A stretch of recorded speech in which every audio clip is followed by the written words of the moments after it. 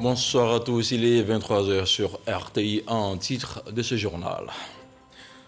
Le président de la République a regagné Abidjan ce dimanche 21 novembre. Alassane Ouattara a séjourné à Paris où il a pris part à l'invitation de son homologue français Emmanuel Macron au Forum de Paris sur la paix. Le chef de l'État a aussi participé à la célébration du 75e anniversaire de l'UNESCO. La deuxième édition de la foire commerciale intra-africaine a refermé ses portes à Durban, en Afrique du Sud, depuis la ville côtière du KwaZulu-Natal. Plus de 10 000 participants venus de toute l'Afrique ont noué des partenariats et signé des contrats. Plus de 40 milliards de dollars d'accords de commerce et d'investissement ont été conclus. Et puis au Soudan, le Premier ministre Abdallah Hamdok, écarté lors du coup d'État militaire le 25 octobre dernier, a été rétabli dans ses fonctions ce dimanche. Un retour aux affaires au terme d'un accord signé formellement ce dimanche avec le général Abdel Fattah al-Burhan à Khartoum. Un geste de l'armée qui n'a pas calmé pour autant les Soudanais qui ont continué à manifester par milliers contre le putsch. Voilà pour les titres et merci de regarder RTI 1. Le président de la République est rentré ce dimanche en début de soirée de France où il vient d'effectuer une visite de travail. Alassane Ouattara était accompagné de son épouse, la première dame Dominique Ouattara. Le chef de l'État a été accueilli par le ministre d'État, ministre de la Défense, qui représentait le Premier ministre en mission.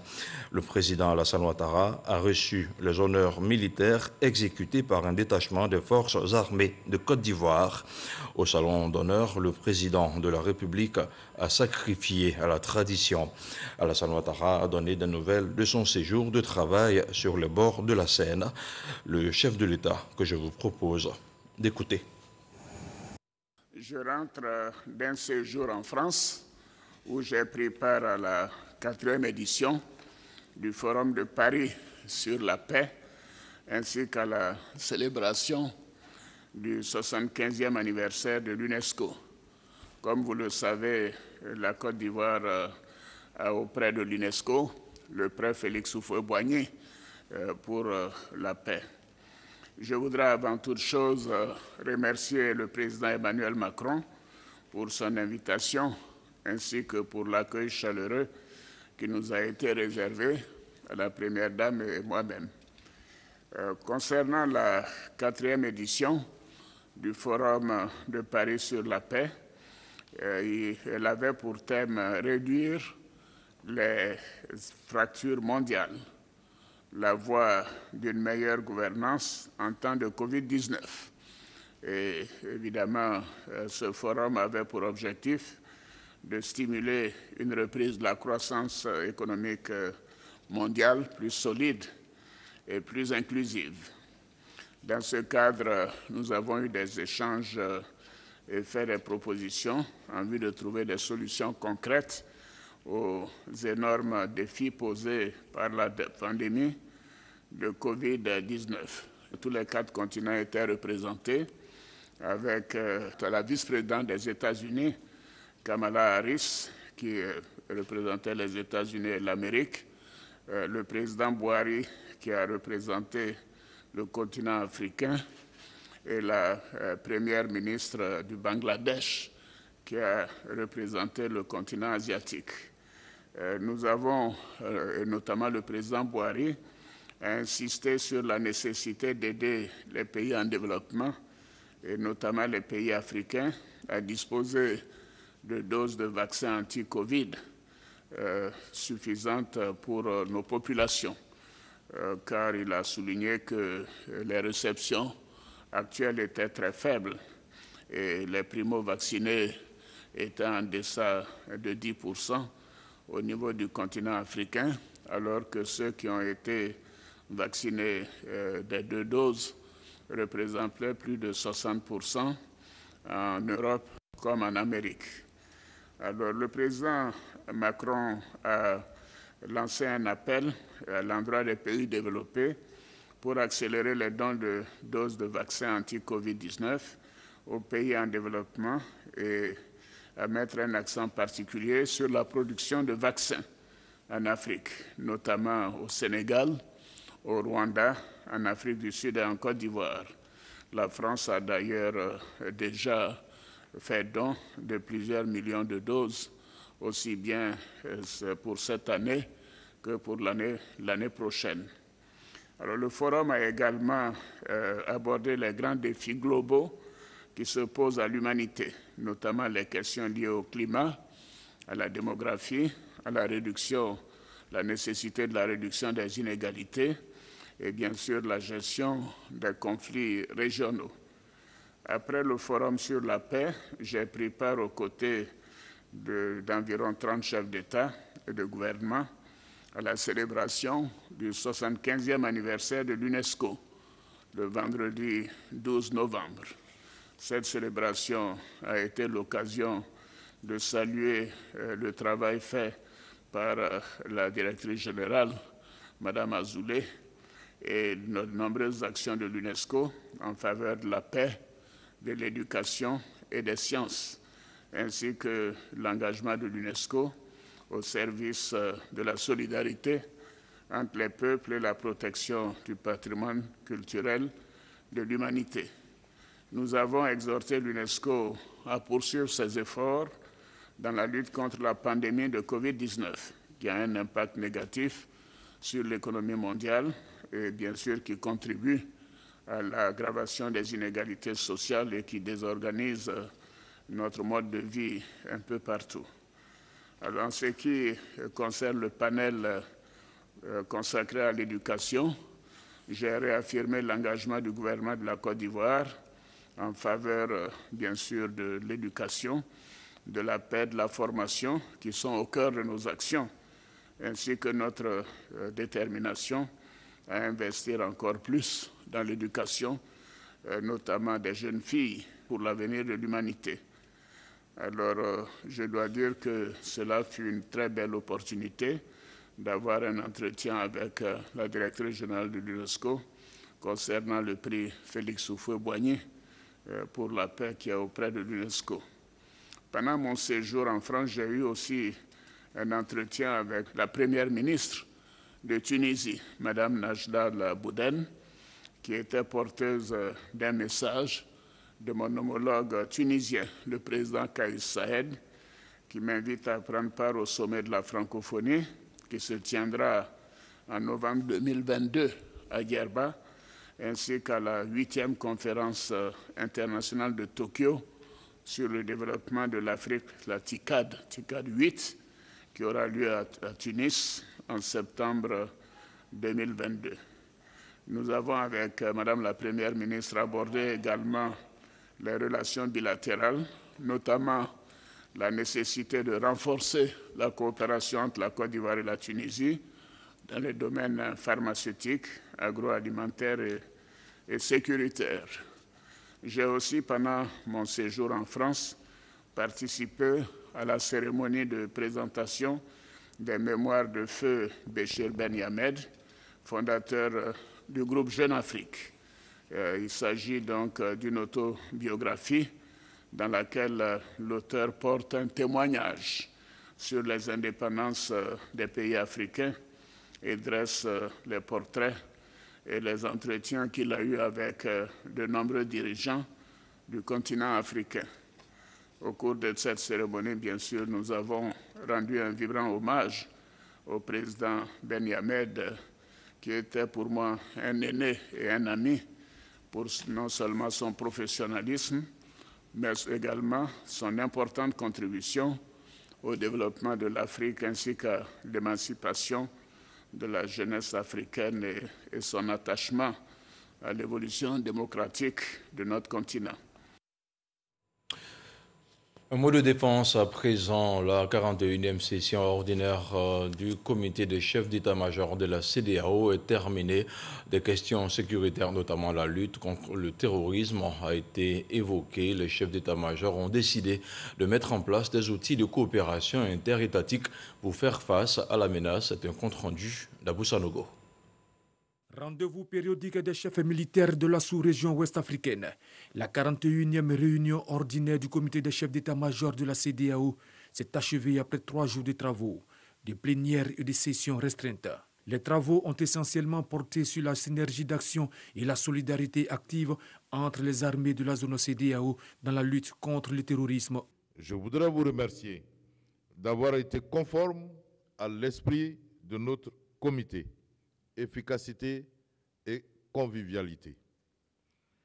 Et je souhaite que cet esprit perdure, car il transcende les frontières, tant officielles, culturelles que linguistiques, pour ne viser qu'à l'idéal commun, la sûreté pour nos États, la sécurité pour nos populations. Après les perspectives pour l'optimisation de la sécurité dans la zone CEDEAO, des décisions ont été prises par le comité des chefs d'état-major de la CEDEAO.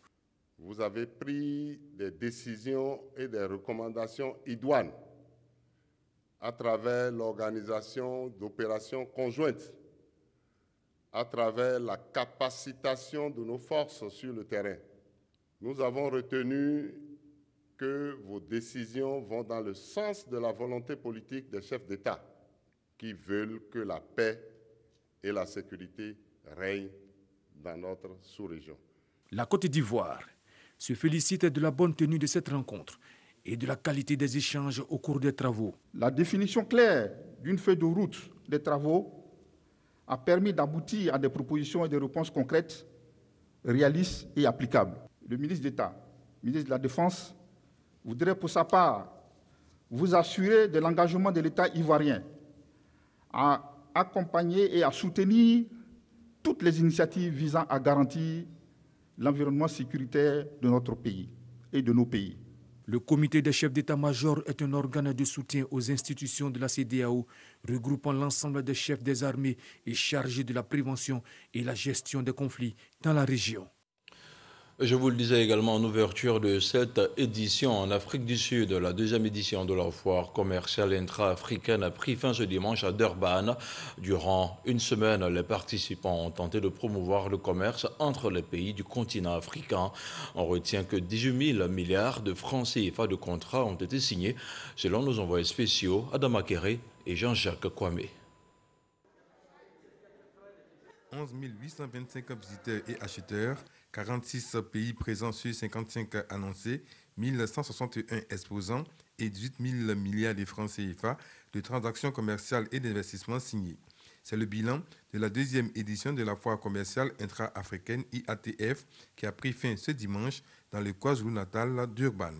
Occasion pour le président du conseil consultatif de la IATF, Olusegun Obasanjo, l'Union africaine, la Banque africaine d'import-export Afreximbank, de féliciter le gouvernement sud-africain pour la parfaite organisation malgré le court délai et la présence de la pandémie, la COVID-19.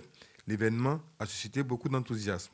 La foire commerciale intra-africaine, selon les organisateurs, a donné l'opportunité aux exposants, acheteurs, délégués et visiteurs de faire des bonnes affaires grâce au marché unique créé par l'accord sur la zone de libre-échange continentale africaine. Après l'Égypte en 2018 et l'Afrique du Sud en 2021, c'est la Côte d'Ivoire qui va accueillir la 3e édition. Lors de la cérémonie d'ouverture de la journée de la Côte d'Ivoire, en marge de la foire commerciale intra-africaine, le ministre du Commerce et de l'Industrie a donné la garantie du gouvernement.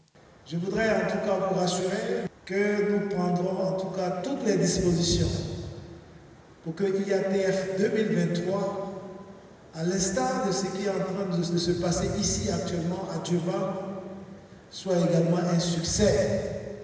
Et j'espère qu'en 2023, on ne sera plus obligé de porter les masques, que le Covid sera derrière nous, à l'effet que cet événement puisse se dérouler pleinement en présentiel et que cela démontre qu'on peut faire des affaires à Abidjan, on peut faire également des affaires en Afrique de l'Ouest et en Afrique francophone.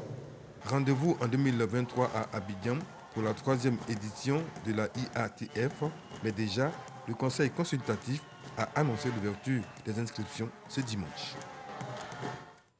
Retour chez nous en Côte d'Ivoire où les épreuves marquant la troisième et dernière vague des concours administratifs directs se sont achevées ce week-end.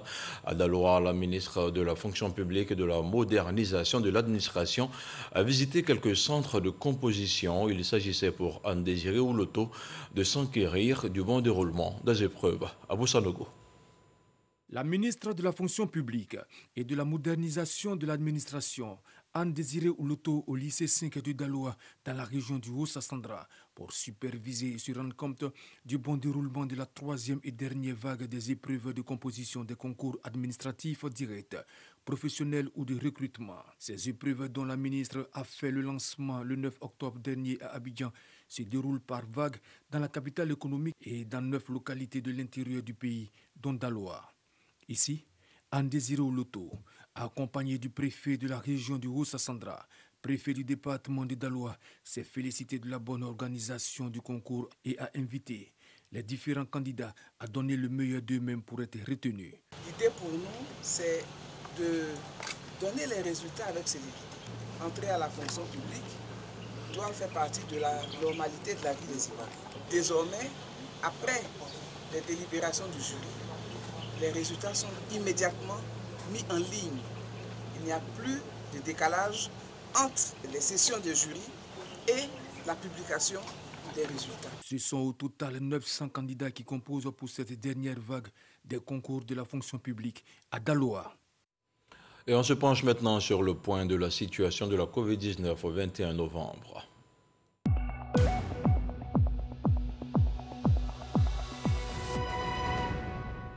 Le ministère de la Santé, de l'Hygiène publique et de la couverture maladie universelle a enregistré ce dimanche 21 novembre 2021 14 nouveaux cas de Covid-19 sur 1906 échantillons prélevés, soit 0,7% de cas positifs, 18 guéris et 0 décès. À la date du 21 novembre, la Côte d'Ivoire compte donc 61 591 cas confirmés, dont 60 558 personnes guéries, 702 décès et 331 cas actifs. Le nombre total d'échantillons est d'1 135 713.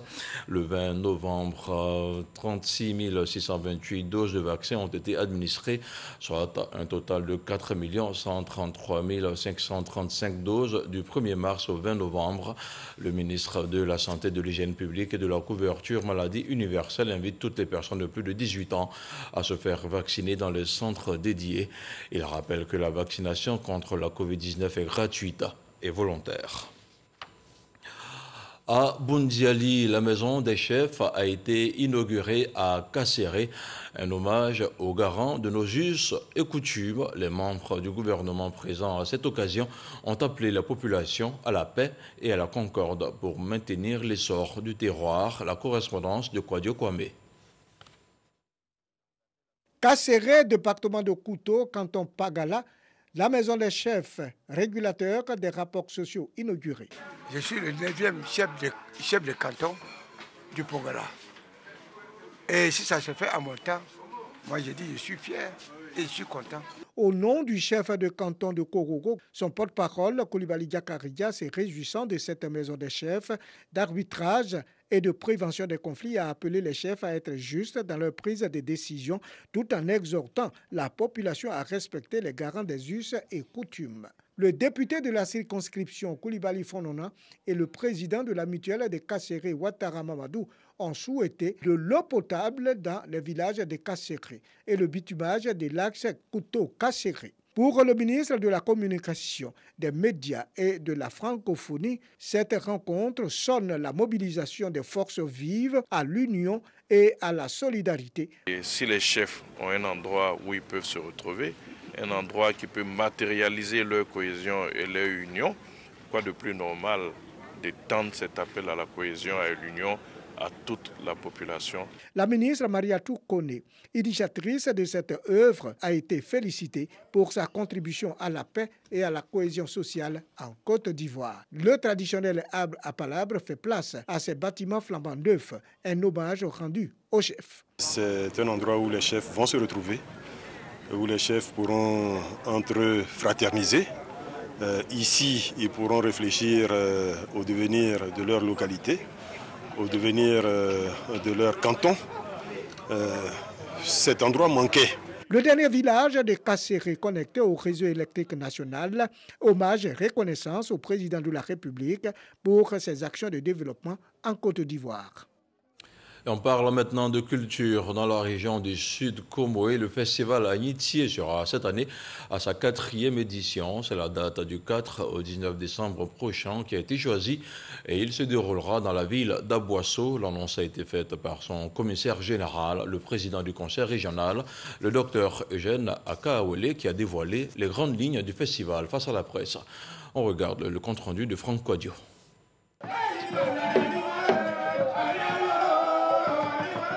La place Élégante d'Aboisseau, vibrant au rythme du tambour, c'est de coutume. Et cela depuis 2017, le festival régional Agnitié ravive les couleurs culturelles du Sud Comoé. L'édition 2021, la 4e, aura lieu du 4 au 19 décembre 2021. Cette année, c'est le samedi de démontrer avec force et majesté ce qu'il est, comme l'ont fait les autres peuples passés avant lui. Au district de la Comoé, district autonome de la Comoé, les royaumes du Ndénia, du Douablé et du Moronou ont été également invités à cette édition.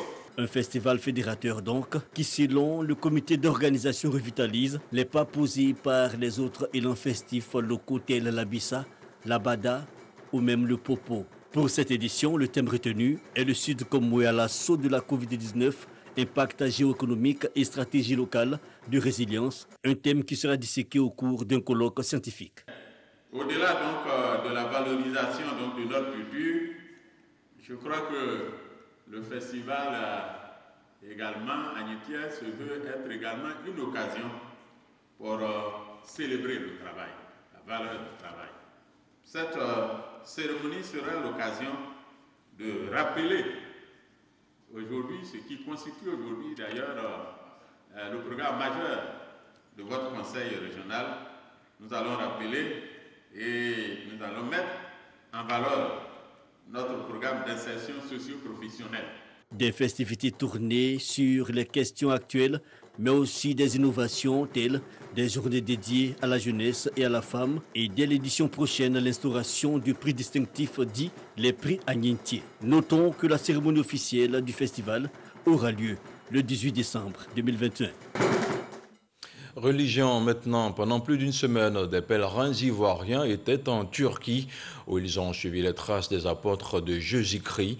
Une première expérience qui leur a permis de recharger leur batterie spirituelle.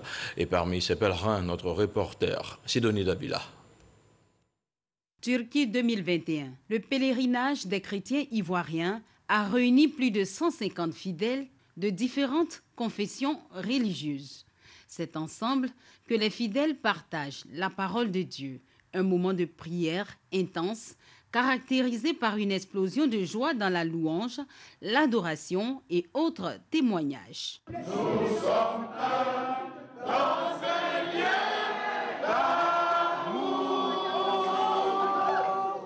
Notre esprit est uni avec.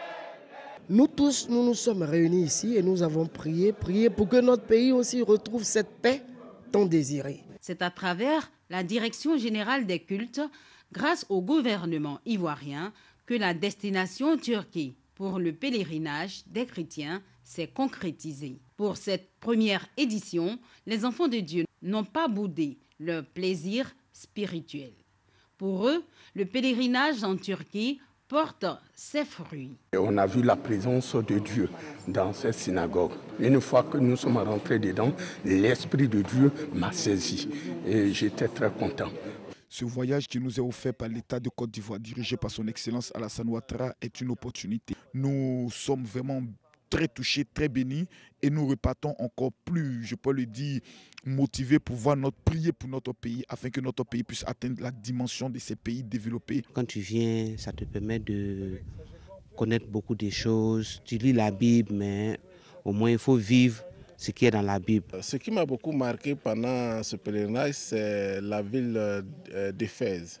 L'organisation qu'il y avait à cette époque m'a beaucoup impressionné. La satisfaction des pèlerins est aussi celle des organisateurs. Je remercie encore le chef de l'État qui met les moyens à la disposition de l'Église de Côte d'Ivoire. Je remercie les autorités de la Direction générale des cultes et puis les leaders ecclésiastiques qui ont apporté leur soutien. La plupart de toutes les fédérations ont adhéré à vos projets. Toujours avec le soutien des autorités ivoiriennes et la Direction générale des cultes, les organisateurs entendent aller plus loin après la Turquie pour d'autres défis spirituels. Coopération à présent, la Côte d'Ivoire, sinon la Corée du Sud, vient d'offrir 6 véhicules d'une valeur de 100 millions de francs CFA à la Côte d'Ivoire. Le don destiné au ministère des Affaires étrangères, de l'intégration africaine et de la diaspora a été réceptionné par la ministre Kandia Camara.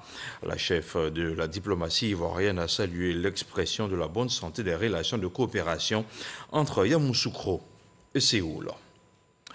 La coopération entre la Côte d'Ivoire et la Suisse était au cœur du magazine du dimanche de RTI 1. Anne Lugon-Moulin a abordé ces décennies de relations entre la nation helvétique et notre pays. Voici un extrait de son échange. C'était avec Hamza Diaby. Ces relations sont excellentes, elles ne cessent de se renforcer. Le reportage l'a montré, on avait déjà il y a quelques décennies signé une série d'accords. Cette année, on a eu beaucoup de moments forts au plan diplomatique. Il y a eu une rencontre entre la ministre d'État, Affaires étrangères et de la diaspora, Madame Camara, avec son Excellence Madame Camara, avec notre ministre des Affaires étrangères à New York. On aura d'autres visites en Suisse d'ici la fin de l'année. Au plan économique, des ouvertures d'usines de très gros investisseurs suisses, de grandes multinationales. Au plan culturel, on a organisé un festival de films ivoiro-suisses cet été, en mettant en lumière des talents ivoiriens, d'ailleurs, qui ont gagné des prix en Suisse. Et puis enfin, au plan scientifique, on a ici le Centre suisse de recherche scientifique depuis 1951, donc qui fête 70 ans cette année. Et on a donc fêté dignement avec un colloque international ouvert par le ministre de l'Enseignement et de la Recherche supérieure. Donc ça montre la diversité des relations qui ne cessent de s'accroître au fil des ans. On compte une quarantaine d'entreprises, la plupart des grosses entreprises qui ont leur siège en Suisse, mais qui sont représentées au niveau mondial et cotées en bourse, dans différents secteurs d'économie, la construction, l'industrie des machines, l'industrie pharmaceutique, les services, les start-up, la réassurance. Donc on a vraiment une grande variété et ça reflète d'ailleurs le tissu économique suisse. On est dans les 5 premiers investisseurs dans le pays en créant des milliers d'emplois chaque année. Alors la balance commerciale d'échange entre nos deux pays est excédentaire en faveur de la Côte d'Ivoire. Donc on importe beaucoup plus de produits ivoiriens que l'inverse. Et c'est essentiellement des matières premières et des produits comme le cacao, la noix de cajou et les métaux précieux. Et puis dans l'actualité hors de chez nous, au Soudan, le Premier ministre Abdallah Hamdok n'est plus assigné à résidence. Mieux, il a retrouvé ses fonctions. Après un accord conclu avec le général Abdel Fattah al-Burhan, et dans la rue, la mobilisation n'a pas faibli. Les Soudanais ont continué de marcher pour dénoncer un accord aux contours non clairement définis. Et sans transition, on regarde maintenant le tour de l'actualité en 7 jours dans le monde. C'est le 7 sur 7.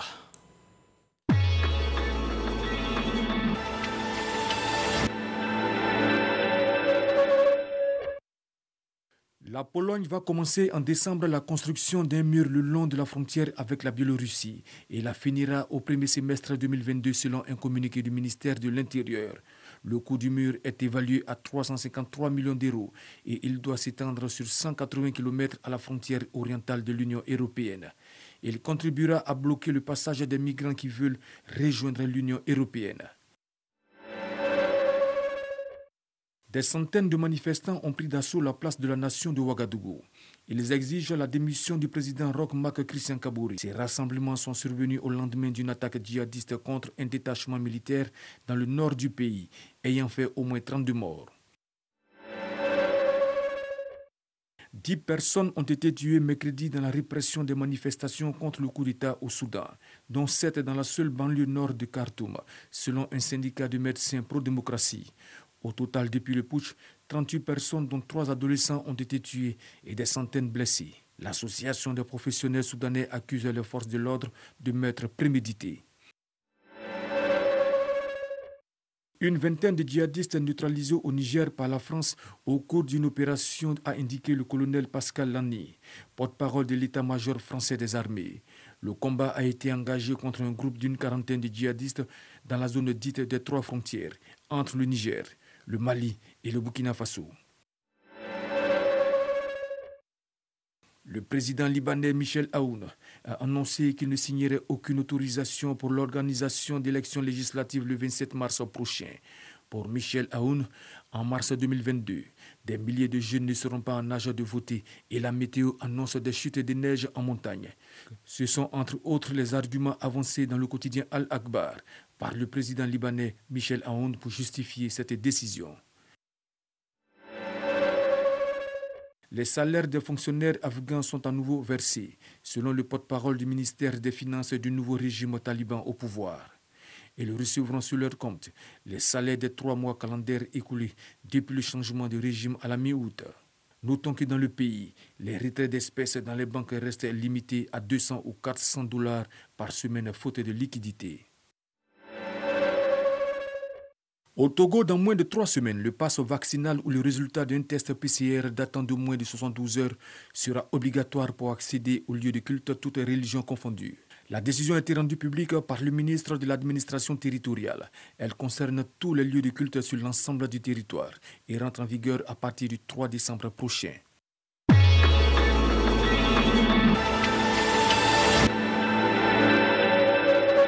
Le 7 sur 7 était commenté par Aboussa Nogoye. On termine cette édition avec ce rappel. Le président de la République est rentré ce dimanche en début de soirée de France où il vient d'effectuer une visite de travail. Alassane Ouattara était accompagné de son épouse, la première dame Dominique Ouattara. Le chef de l'État a été accueilli par le ministre d'État, ministre de la Défense, qui représentait le Premier ministre Patrick Achi en mission. Le président de la République, Alassane Ouattara, a reçu les honneurs militaires exécutés par un détachement des forces armées de Côte d'Ivoire. Au salon d'honneur, le président Alassane Ouattara a sacrifié à la tradition. Il a donné des nouvelles de son séjour de travail sur les bords de la Seine. Le retour de l'information sur RTI 1, c'est seulement dans quelques heures, plus précisément à 6h30 avec Régis Kofi. Cette édition est terminée. Merci de l'avoir regardé. Bonsoir et que la paix soit avec vous.